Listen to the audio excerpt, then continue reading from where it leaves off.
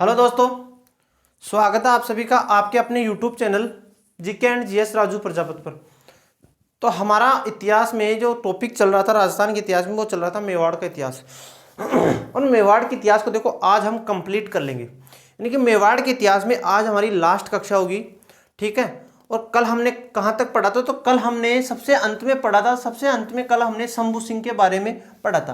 यानी कि स्वरूप सिंह के कोई पुत्र नहीं था, तो स्वरूप सिंह ने एक पुत्र को गोद लिया जिसका नाम था शंभू सिंह।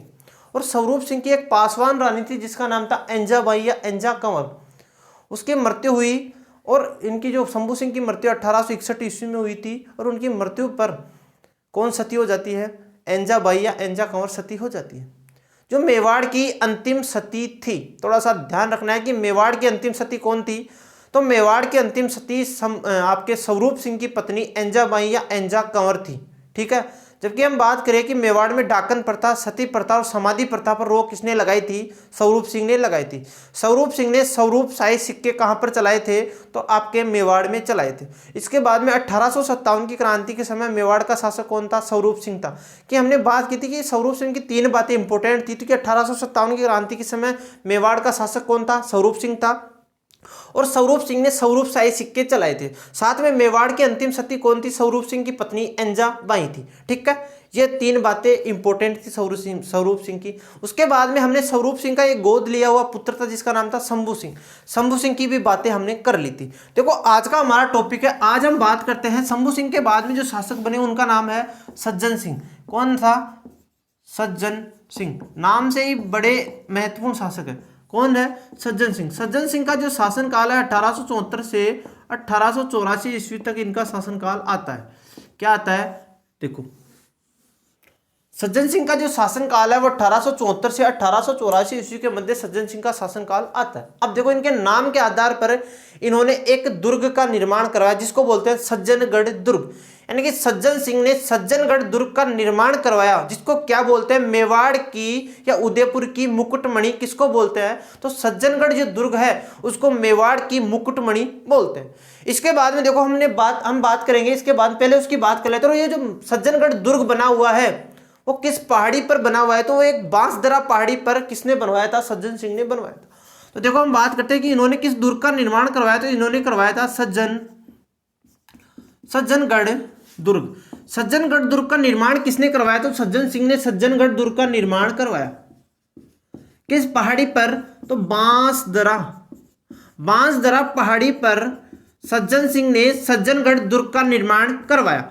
इसके बाद में देखो हम बात करते हैं, तो इसको बोलते हैं उदयपुर की मुकुटमणि। क्या बोलते हैं? उदयपुर की मुकुटमणि किसको बोलते हैं? तो आपके सज्जनगढ़ दुर्ग को बोलते हैं। अब देखो कल हमने बात की थी कि इनसे पहले जो शासक थे शंभू सिंह के समय जो है वीर विनोद का लेखन कार्य शुरू होता है। और वीर विनोद की रचना किसने की थी? तो श्यामल दास ददवाड़िया ने की थी। उनको क्या कहा जाता है? तो कवि राजा उनको कहा जाता है। इनकी उनको कहा जाता है कवि राजा श्यामल दास। तो ध्यान रखना, जो श्यामल दास को कवि राजा श्यामल दास कहा जाता है, तो कवि राजा क्या है? तो कवि राजा एक उनकी उपाधि है। क्या है? उपाधि है। और जो श्यामल दास जी को कवि राजा की उपाधि दी थी वो किसने दी थी? सज्जन सिंह ने दी थी। तो सज्जन सिंह ने कवि राजा की उपाधि किसको दी थी? कवि राजा की उपाधि किसको दी थी आपके? तो श्यामल दास जी को। किसको दी थी? श्यामल दास ददवाड़िया जी को कवि राजा श्यामल दास की इन्होंने उपाधि दी थी। इसके बाद में देखो सज्जन आदमी है, तो सज्जन आदमी जब किसी से रिक्वेस्ट करता है तो लोग भी आ जाते हैं। तो दयानंद सरस्वती जी को मेवाड़ में आमंत्रित किसने किया? तो सज्जन सिंह ने मेवाड़ में आपके दयानंद सरस्वती जी को आमंत्रित किया। और सज्जन सिंह के आमंत्रण या निमंत्रण पाकर दयानंद सरस्वती जी कहाँ पर आए? मेवाड़ में आए। और मेवाड़ में आते ही उन्होंने 1883 ईस्वी में परोपकारिणी सभा की स्थापना कर दी। और परोपकारिणी सभा का जो अध्यक्ष बनाया वो किसको बनाया? सज्जन सिंह को बनाया। तो इन्होंने इनके रिक्वेस्ट या इनके आवेदन पर उदयपुर में कौन आए थे? तो उदयपुर में आए थे आपके दयानंद सरस्वती। दयानंद सरस्वती जी कहां पर आए थे? तो उदयपुर में आए थे। लिख लेते हैं हम, आए थे, उदयपुर में आए। और उदयपुर में आते ही इन्होंने, किसने, दयानंद सरस्वती ने उदयपुर में आते ही 1883 ईस्वी में परोपकारिणी सभा की स्थापना की।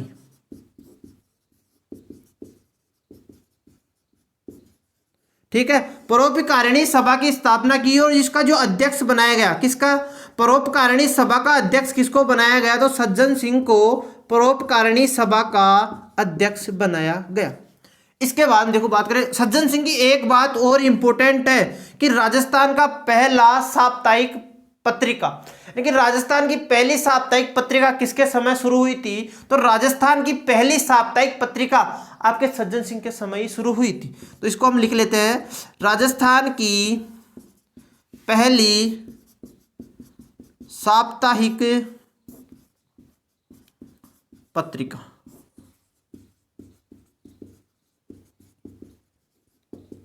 ठीक है, कि राजस्थान की पहली साप्ताहिक पत्रिका किसके समय शुरू हुई थी, तो आपके सज्जन सिंह के समय ही शुरू हुई थी। उसका नाम था सज्जन कीर्ति सुधाकर। क्या नाम था, सज्जन कीर्ति सुधाकर। ठीक है, थोड़ा सा ये आपको ध्यान रखना है, इंपॉर्टेंट बात है। तो सज्जन सिंह की ये बातें हैं, थोड़ा सा ध्यान रखना है कि सज्जन सिंह की इंपॉर्टेंट बातें क्या क्या है। तो सज्जन सिंह की सबसे पहली इंपॉर्टेंट बात है कि सज्जन सिंह ने सज्जनगढ़ दुर्ग का निर्माण करवाया बांसदरा पहाड़ी पर, और इसको क्या बोलते हैं, मेवाड़ का मुकुटमणि किस दुर्ग को बोलते हैं, सज्जनगढ़ दुर्ग को बोलते हैं। ये बात थोड़ी सी महत्वपूर्ण है। इसके बाद में देखो, कवि राजा श्यामल दास को कवि राजा की उपाधि किसने दी थी, तो कवि राजा श्यामल दास को कवि राजा की उपाधि आपके सज्जन सिंह ने दी थी।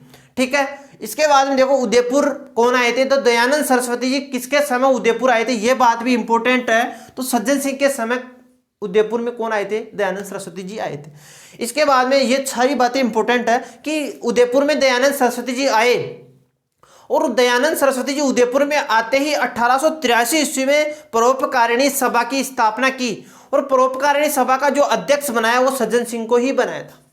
और राजस्थान की पहली साप्ताहिक पत्रिका किसके समय शुरू हुई थी, तो राजस्थान की पहली साप्ताहिक पत्रिका सज्जन सिंह के समय शुरू हुई थी, और उसका नाम था आपके सज्जन कीर्ति सुधाकर। ठीक है, तो थोड़ा सा ये ध्यान रखना है कि सज्जन कीर्ति सुधाकर क्या था। तो राजस्थान की पहली साप्ताहिक पत्रिका कौन सी थी, तो राजस्थान की पहली साप्ताहिक पत्रिका सज्जन कीर्ति सुधाकर थी, जो हमारे मेवाड़ के शासक सज्जन सिंह के समय ही शुरू हुई थी। ठीक है, तो ये बातें आपको समझ में आई होगी। सज्जन सिंह के बाद में शासक बनते हैं आपके फतेह सिंह। ठीक है, उनकी हम बात कर लेते हैं। देखो आगे चलते हैं, हम फतेह सिंह की बात करेंगे। फतेह सिंह इनके बाद में शासक बन जाएंगे 1884 ईस्वी में, और कब तक रह जाएंगे, 1921 ईस्वी तक रह जाएंगे। देखो हम बात करते हैं फतेह सिंह, इनकी भी कई बातें इंपॉर्टेंट है। तो फतेह सिंह शासक बनते हैं 1884 ईस्वी में, और ये शासक बनते हैं 1921 ईस्वी तक। कब तक रहे थे, 1921 ईस्वी तक ये शासक रहे थे। वही बात कि सज्जन सिंह ने अपने नाम के आधार पर सज्जनगढ़ दुर्ग का निर्माण करवाया, तो फतेह सिंह क्या कम थे, तो फतेह सिंह ने भी अपने नाम के आधार पर ही फतेह सागर झील का निर्माण करवाया। किसने, फतेह सिंह ने। तो फतेह सिंह ने फतेह सागर झील का निर्माण करवाया, फतेह सागर झील का। ठीक है, फतेह सागर झील का निर्माण किसने करवाया, तो फतेह सागर झील का निर्माण फतेह सिंह ने करवाया था। इसकी नींव किसने रखी थी, इंपॉर्टेंट बात है कि इसकी नींव किसने रखी थी, तो इसकी नींव रखी थी आपके ड्यूक ऑफ कनॉट ने। किसने रखी थी, ड्यूक ऑफ कनॉट ने। इसकी नींव रखी थी ड्यूक ऑफ कनॉट, यानी कि ड्यूक ऑफ कनॉट ने फतेह सागर झील की नींव रखी थी। इस कारण इसका एक उपनाम है, इसको बोलते हैं कनॉट बांध।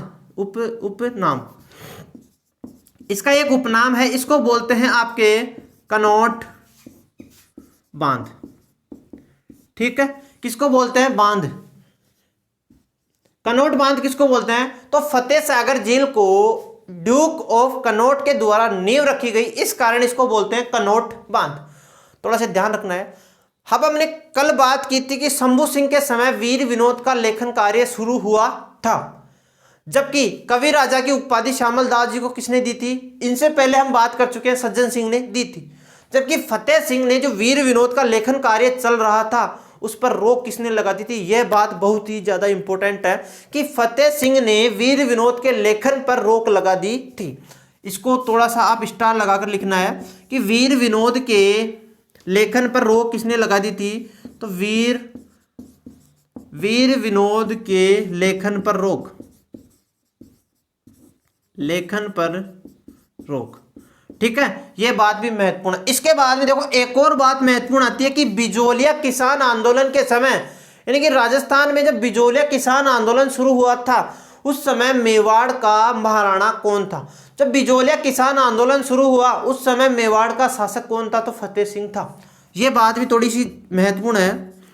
बिजोलिया हम पढ़ चुके हैं वैसे किसान आंदोलन, बिजोलिया किसान आंदोलन।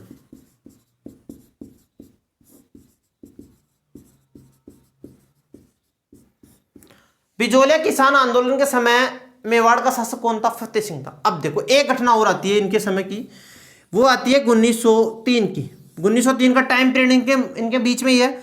जब 1903 की एक घटना आती है कि एडवर्ड पंचम, कौन था। एडवर्ड पंचम, एडवर्ड पंचम नहीं, एडवर्ड सप्तम, इनकी एडवर्ड सप्तम के राज्यारोहण हो रहा था। क्या हो रहा था।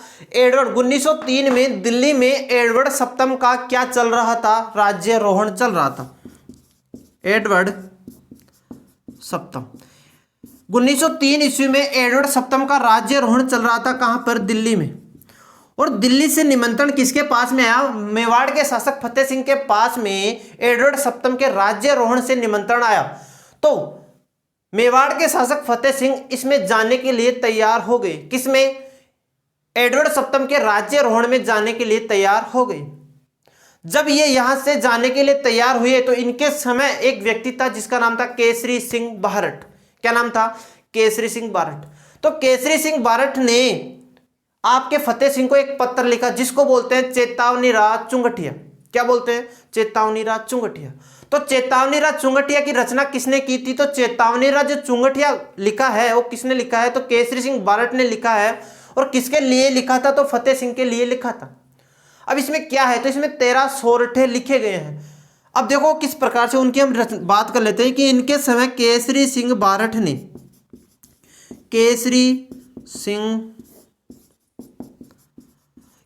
सिंह बारठ ने इनको क्या लिखा था। ये जब दिल्ली दरबार में जा रहे थे तो दिल्ली दरबार में जाने से रोकने के लिए राजपूत, ये एक राजपूत है, तो राजपूत को जगाने के लिए इन्होंने केसरी सिंह बारठ ने चेतावनी राज चुंगटिया लिखा था। क्या लिखा था, चेतावनी रा अलग लिखते हैं हम, चेतावनी रा चुंगटिया किसने लिखा था। तो चेतावनी रा चुंगटिया आपके केसरी सिंह बारठ ने लिखा था। और केसरी सिंह बारठ ने चेतावनी रा चुंगटिया लिखा और एक व्यक्ति था जिसका नाम था गोपाल सिंह खरवा। क्या नाम था, चेतावनी राज चुंगटिया लिख दिया केसरी सिंह बारठ ने। और केसरी सिंह बारठ ने चेतावनी राज जो चुंगटिया ग्रंथ था, जो किताब थी, वो किसके हाथ में दी, गोपाल सिंह खरवा के हाथ में दी। और किसके पास में भेज दी, आपके फतेह सिंह के पास में भेज दी। जब फतेह सिंह ने इस चेतावनी राज चुंगटिया को पढ़ा तो उन स्वयं का स्वाभिमान ऊपर उठ गया। स्वाभिमान जैसे ही जगह फतेह सिंह ने दिल्ली दरबार में जाने से मना कर दिया, इनकार कर दिया। तो ये थे आपके चेतावनी राज चुंगटिया। ठीक है, इसमें कितने भाषा है, कितनी सोरठे हैं इसमें, तो 13 सोरठे हैं इसमें। कितने हैं, 13 सोरठे हैं। जो चेतावनी राज चुंगटिया ग्रंथ है उसमें 13 सोरठे हैं। और किस भाषा में है, तो डिंगल भाषा में लिखा हुआ है। थोड़ा सा ध्यान रखना कि जो चेतावनी राज चुंगटिया है केसरी सिंह बारठ के द्वारा जो लिखा गया है उसमें कितने सोरठे हैं, तो उसमें 13 सोरठे हैं। और किसके द्वारा लिखा गया है, तो केसरी सिंह बारठ के द्वारा लिखा गया है। और किस भाषा में लिखा हुआ है, तो डिंगल भाषा में यह लिखा हुआ है। देखो आगे चलते हैं। जब फतेह सिंह मेवाड़ के शासक थे उस समय प्रिंस वेल्स कहां पर आया था, उदयपुर में आया था। कहां पर आया था, तो जब इनके क्या बोलते हैं आपके फतेह सिंह यहाँ का शासक था तो प्रिंस वेल्स कहां पर आया था, तो प्रिंस वेल्स आपके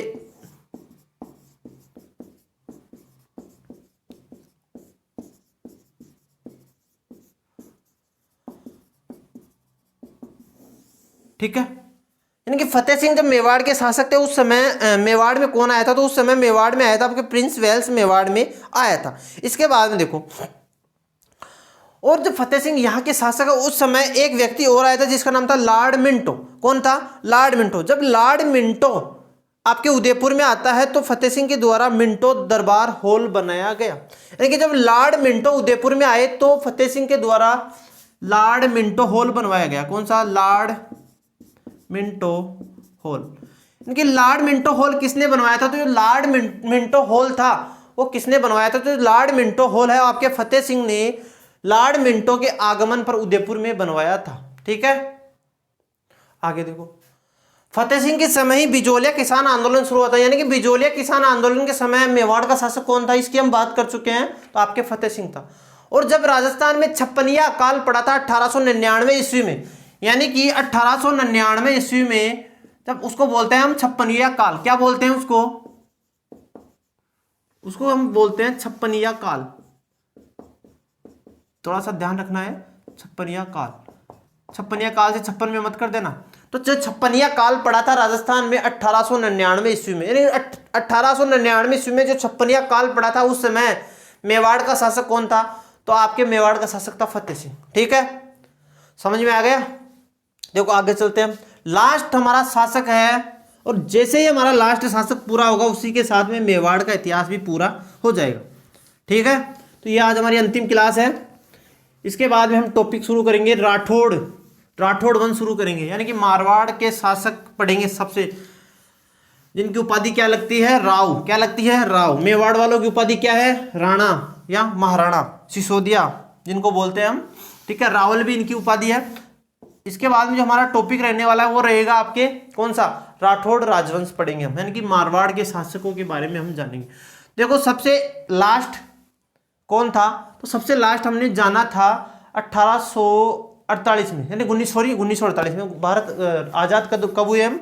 1948 में। तो 1948 में शासक कौन था? तो आपके सामने था महाराणा भूपाल सिंह। कौन था? महाराणा भूपाल सिंह। 1921 में शासक बने। कब बने? 1921 में शासक बने 1948 तक। यानी कि ध्यान रखना है कि मेवाड़ में जितने भी राजवंश हुए हैं या राजस्थान में जितने भी राजवंश हुए हैं उनमें यही बात ध्यान रखनी है कि आपको राजवंशों का जो इतिहास पढ़ना है वो 1948 तक ही पढ़ना है। उसके बाद में भी वैसे तो राजवंश चले हैं लेकिन उनका इतिहास हमारे एग्जाम में पूछा नहीं जाता है। तो ध्यान रखना है कि जो महाराणा भूपाल सिंह थे वो 1921 में शासक बने और 1948 तक ये शासक बने थे। ठीक है, देखो इनकी एक बात और दो बात इंपॉर्टेंट है। क्या है कि राजस्थान का जब एकीकरण हुआ उस समय मेवाड़ के शासक कौन थे? तो भूपाल सिंह थे। यानी कि आजादी और एकीकरण के समय मेवाड़ के शासक कौन थे? तो भूपाल सिंह थे। थोड़ा सा हम लिख लेते हैं, आजादी व एकीकरण। आजादी व एकीकरण के समय मेवाड़ के शासक कौन थे? तो आपके भूपाल सिंह थे। अब देखो हमने जब एकीकरण पढ़ा था कि राजस्थान का एकीकरण जब हमने पढ़ा था तब हमने एक ट्रिक जानी थी कि उदय भीम भूपाल मानसिंह, उदय भीम भूपाल मानसिंह एक ट्रिक जानी थी। वो राज प्रमुख की ट्रिक थी। क्या ट्रिक थी? वो राज प्रमुख की हमने ट्रिक जानी थी। प्रमुख, राज प्रमुख पढ़े थे तो वहां पर हमने जाना था कि उदय भीम भूपाल मानसिंह। ठीक है, ये जानी थी हमने। ठीक, यानी कि पहले चरण का राज प्रमुख कौन था, दूसरे का कौन था, तीसरे का कौन था, चौथे का कौन था? तो देखो भूपाल सिंह यहां पर आ गए।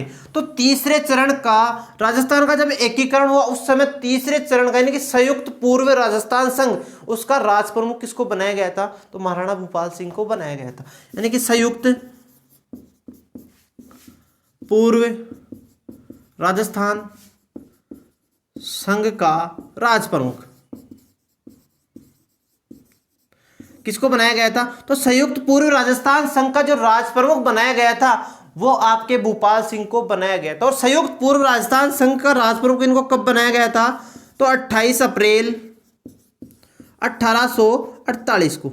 ठीक है, यानी कि तीसरे चरण का एकीकरण कब हुआ था? तो 28 अप्रैल 18 है 18 25 18 18 25 18 यानी 18 मार्च 25 मार्च, इसके बाद में 18 अप्रैल, ठीक सही है। यानी कि पहले चरण के 1 महीने के बाद में तीसरा चरण मिला था, हमने पढ़ा था वहां पर 18, 25, 18 ऐसे था। तो 18 अप्रैल 1848 ईस्वी को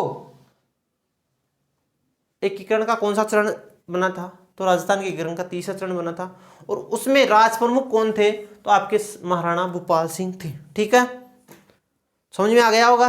तो ध्यान रखना, ये थे महाराणा भूपाल सिंह। यानी कि मेवाड़ के अंतिम शासक कौन थे? तो मेवाड़ के अंतिम शासक थे आपके महाराणा भूपाल सिंह। तो महाराणा भूपाल सिंह का शासनकाल 1921 से 48 के मध्य चला था। इनके बाद में बात करें कि आजादी और एकीकरण के समय मेवाड़ के शासक कौन थे? तो आजादी और एकीकरण के समय मेवाड़ के शासक आपके महाराणा भूपाल सिंह थे। साथ में संयुक्त पूर्व राजस्थान संघ, यानी कि राजस्थान का जब एकीकरण हुआ, राजस्थान के एकीकरण में जो तीसरा चरण बना था, तो तीसरे चरण का राज प्रमुख किसे बनाया गया था? 18 अप्रैल 1848 ईस्वी को तो मेवाड़ के शासक भूपाल सिंह को जो है राजस्थान के एकीकरण के तीसरे चरण का राज प्रमुख बनाया गया था, ठीक है।